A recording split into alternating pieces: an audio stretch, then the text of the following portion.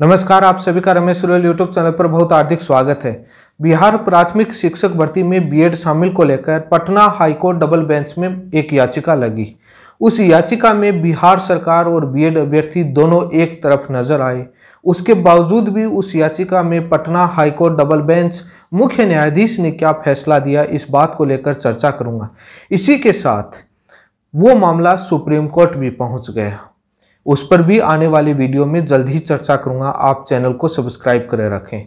BEd को शामिल करने के लिए बीएड अभ्यर्थी, बिहार सरकार और बीपीएससी तीनों लगातार ताबड़तोड़ प्रयास कर रहे हैं कि कैसे भी करके बीएड शामिल हो जाए और हम ज्वाइनिंग दे दें। लेकिन आखिरकार क्या हो रहा है? पटना हाईकोर्ट ने जो अपना अभी हाल ही में 22 सितंबर 2023 को जो याचिका पर फैसला दिया है, वो बहुत शानदार फैसला दिया।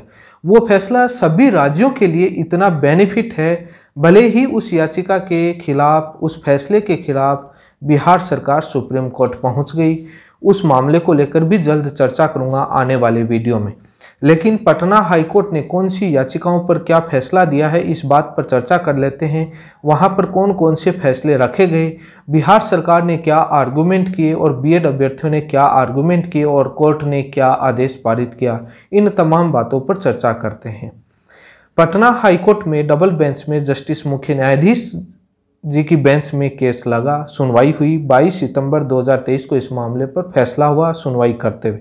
याचिका जो संख्या है CWJC सिविल रिट जो जुरिडिक्शन जो केस है 8158/2023 और 9256/2023, ये रिट नंबर है, आपके स्क्रीन पर है, ऑर्डर की कॉपी। ये सुबोध कुमार कोई स्टूडेंट था और एक टेट टीचर एसोसिएशन है, उन दोनों ने केस लगाया और इसमें विपक्ष में रेस्पोंडेंट की तरफ से स्टेट ऑफ बिहार पार्टी थी। मुख्य न्यायाधीश की बेंच में सुनवाई करते हुए मुख्य न्यायाधीश की बेंच में बिहार सरकार क्या आर्गुमेंट करती है, वहीं पर बिहार सरकार की मंशा जाहिर हो जाएगी कि बिहार सरकार क्या चाहती है इस मामले में, कि डीएलएड की तरफ है या बीएड की तरफ है। और जो ये बीपीएससी जो रिजल्ट देरी कर रही है, कहीं ना कहीं इसकी मंशा पर अब सवाल खड़ा हो रहा है। बिहार सरकार के पक्ष के रवैये की वजह से ये जानबूझकर रिजल्ट जारी नहीं करना चाह रहे और ये बीएड को शामिल करना चाह रहे हैं। कैसे? बिहार सरकार इस आदेश में फर्स्ट पेज में आर्गुमेंट करती है।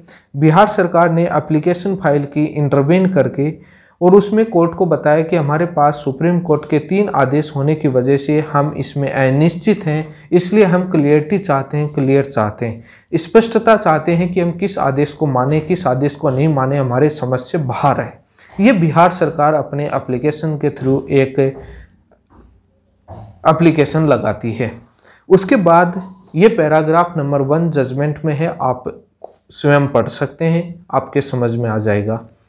2 नंबर जो पैराग्राफ में रखा जाता है कि R1 एनेक्सर रखते हैं, जिसमें राजस्थान हाईकोर्ट ने 25 नवंबर 2021 को जिसको जजमेंट के थ्रू और एनसीटी के गजट नोटिफिकेशन को रद्द किया था, वो रखा जाता है। और सुप्रीम कोर्ट के 11 अगस्त 2023 के फैसले को रखा जाता है कि बीएड एक क्वालिफिकेशन नहीं है और एनसीटी का गजट नोटिफिकेशन रद्द कर दिया गया। ये पैराग्राफ 2 में बात होती है, जो जजमेंट का हिस्सा है, जजमेंट के बारे में बोला जाता है। पैराग्राफ नंबर 3 में एनेक्सर R2 में बिहार सरकार के विज्ञापन को जो 3 जजों की बेंच ने 28 अगस्त 2023 को जो फैसला दिया था, मैंने मेरे चैनल पर बताया था, जिसमें बीएड बाहर करने को आदेश दिया था। उस फैसले में बिहार सरकार पार्टी नहीं थी उस केस में, वो 3 जजों की बेंच का वो फैसला रखा जाता है।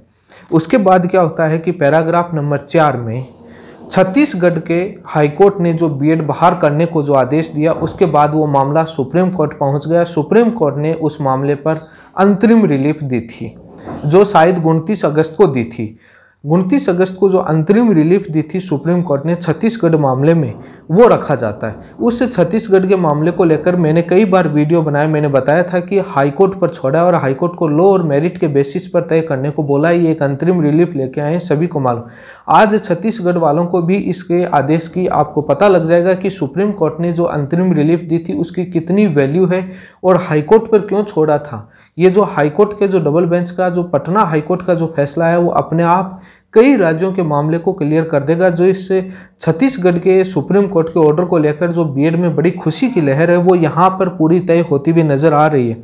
ये तीनों जजमेंट ये तीनों फैसले रखे जाते हैं पटना हाईकोर्ट के समक्ष। यहाँ पर रखने के बाद कोर्ट क्या कहती है, ये सबसे बड़ा सवाल है। पैराग्राफ नंबर 5 में जो कोर्ट कहती है यहीं पर ऑर्डर हो जाता है। कोर्ट ये कहती है, साफ ये कहती है कि हमें ये नहीं लगता कि जजमेंट जो R1 और R2 जो 25 नवंबर 2021 जो राजस्थान हाईकोर्ट का फैसले को सही ठहराते हुए 11 अगस्त को जो फैसला आया था जिसमें एनसीटी के गजट नोटिफिकेशन को रद्द किया था, R1 और R2 के जो दोनों जजमेंट है वो बाइंडिंग नेचर के हैं, मतलब राज्य सरकार को बांधते हैं, बाइंडिंग करते हैं, बांधते हैं। आप इसको इग्नोर नहीं कर सकते, ये दोनों बाइंडिंग नेचर के हैं। इसमें साफ लिखा है कि एनी लैक ऑफ क्लियरिटी, हमें नहीं लगता कि इन दोनों जजमेंट में किसी प्रकार की स्पष्टता में कोई कमी है। एनी लैक ऑफ क्लियरिटी, स्पष्टता में किसी प्रकार की कमी है। जो जजमेंट जो 28 अगस्त और 11 अगस्त को आए थे उनमें किसी प्रकार की स्पष्टता में कोई कमी है, कोर्ट ये कहती है हमें नहीं लगता। इसी के साथ कोर्ट क्या कहती है कि कोर्ट ये भी कहती है जो छत्तीसगढ़ वाले मामले पर जो अंतरिम रिलीफ दी गई, हमें इसमें कोई विरोधाभास नज़र नहीं आता, इसमें कोई स्पष्ट रूप से विरोधाभास नहीं नज़र आ रहा, इसमें कोई विरोधाभास नहीं है जो आपने छत्तीसगढ़ वाला अंतरिम रिलीफ वाला पेश किया है। उसके बाद कोर्ट कहती है कि ये याचिकाएं मिसकन्वेंस्ड हैं, अस्वीकार की जाती हैं। कोर्ट में ये याचिकाएं हैं जो द रिट पिटीशन है वो मिसकन्वेंस्ड बता दिया, अस्वीकार कर दी कोर्ट ने। और उसके बाद इसी के साथ जो बिहार सरकार की जो इंटरव्यूइंग की जो एप्लीकेशन थी, जो एक एप्लीकेशन लगाई थी कि हमको स्पष्टता चाहिए 3 प्रकार के आदेश, उस एप्लीकेशन को, क्लियरिटी वाली एप्लीकेशन को रिजेक्ट कर दिया। अब इस मामले में साफ आदेश ये आदेश हो गया पटना हाईकोर्ट से, डबल बेंच से, कि यहाँ पर बीएड हार चुका, डीएलएड की जीत हो चुकी। और इस केस की जानकारी डीएलएड अभ्यर्थियों को भी नहीं थी, लेकिन 11 अगस्त 2023 का फैसला इतना शानदार था, भले ही जानकारी ना हो लेकिन इतना शानदार था। और उसके बाद जो 22 अगस्त को जो धनंजय कुमार की जो याचिका पर 3 जजों का जो ऑर्डर आया वो इतना शानदार था, पटना हाईकोर्ट डबल बेंच से वो अभ्यर्थी अपने आप जीत गए, किसी की ज़रूरत नहीं पड़ी। ये बहुत शानदार फैसला दिया गया है और जिसमें आज क्लियर हो गया कि जो छत्तीसगढ़ के मामले पर जो अंतरिम रिलीफ का जो ऑर्डर लेके आए थे उस चीज़ की वैल्यू उन लोगों को पता चल गई है कि वो एक अंतरिम रिलीफ थी। तभी मैंने कहा था कि छत्तीसगढ़ के मामले में हाईकोर्ट को कहा है कि लॉ और मेरिट के बेसिस पर हाईकोर्ट तय कर ले। और ये जब ये पटना हाईकोर्ट में ये ऑर्डर रखा गया तब मालूम चल गया कि उसकी वैल्यू कितनी है, 22 अगस्त और 11 अगस्त वाले की कितनी वैल्यू है। अब बिहार के अंदर बिहार हाईकोर्ट ने डायरेक्ट कह दिया कि 22 अगस्त और 11 अगस्त का फैसला लागू होगा, बीएड को बाहर करना होगा। आप इसमें कोई ऐसी अस्पष्टता नहीं है कि जो आपको यहाँ पर आप क्लियरिटी मांगने आ रहे हैं। साफ साफ है, बाइंडिंग नेचर के जजमेंट है दोनों। तो यहाँ पर डीएलएड अभ्यर्थियों की जीत हुई है। आप यदि मेरे चैनल पर पहली बार जुड़े हैं तो चैनल को सब्सक्राइब करें ताकि लेटेस्ट जानकारी आपको मिलती रहे हर राज्य के बारे में। अब जो इसमें तमाम बातों को लेकर अपडेट मिलती रहे। इसी के साथ धन्यवाद।